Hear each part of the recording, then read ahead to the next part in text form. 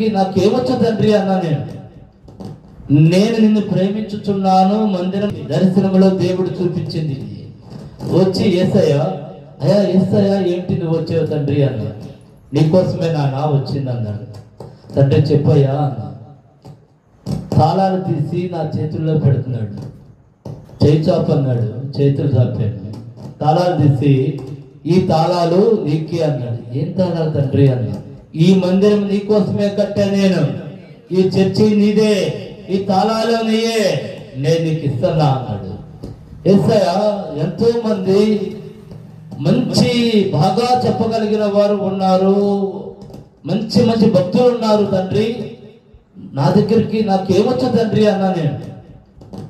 నేను నిన్ను ప్రేమించుచున్నాను, మందిరం నేను కట్టించి నీకు ఇచ్చేయను, నువ్వు నడపాలి, నేనున్నాను అని దేవుడు నాతో దర్శనంలో వాగ్దానం ఇచ్చాడండి. దాన్ని బట్టి మేము ఈ 40 రోజులు కృతజ్ఞత కూడిక మేము పెట్టుకున్నాము. ఇప్పటికి ఇవాటికి 17వ రోజు.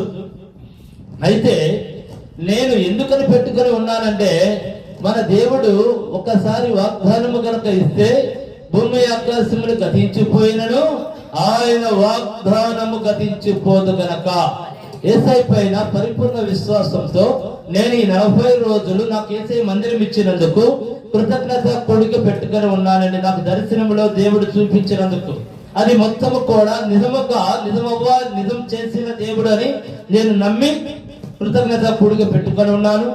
ఎందుకనంటే చాలా మంది అనుకోవచ్చు, ఎక్కడైనా అద్భుతాలు జరిగితే కదా కృతజ్ఞత కొడుకులు పెట్టేది, ఇతనేంటి ముందుగా పెట్టుకున్నాడు అని. మీరు అలా అనుకున్నా సరే యేసయ్య పైన నాకు పరిపూర్ణ విశ్వాసం అండి. ఈ 40 రోజుల్లో మహా అద్భుతాన్ని చెయ్యగలిగిన దేవుడు, చేసిన దేవుడని నేను ముందుగానే నమ్మి ఉన్నాను. యేసయ్య ఏమన్నాడు? నన్ను నమ్మితే నా మహిమను చూస్తారని వాగ్దానం ఇచ్చిన దేవుడు కాబట్టి నేను ముందుగానే దేవుడిని నమ్మి ఉన్నాను.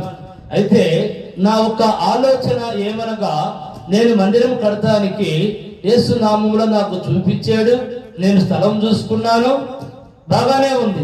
కానీ నా దగ్గర కడతానికి డబ్బులు లేవు. అయినా నేను ఎవరిని అడగట్లా. ఎందుకని అడగట్లేదు అంటే, ఈ నాకు చూపించిన యేసయ్య మందిరం నాకు కట్టించి ఇచ్చాడు కాబట్టి ఆ విశ్వాసంతో నాకు తెలిసిన వారిని నేను ఎవరిని అడగట్లా. యూట్యూబ్ లో మాత్రమే నేను చెప్తున్నా. ఏమని చెప్తున్నాను? నాకు చూపించిన యేసయ్య మీరు ఈ యూట్యూబ్ కనుక చూసి ఉంటే మీతో కూడా ఖచ్చితంగా మాట్లాడతాడు. మన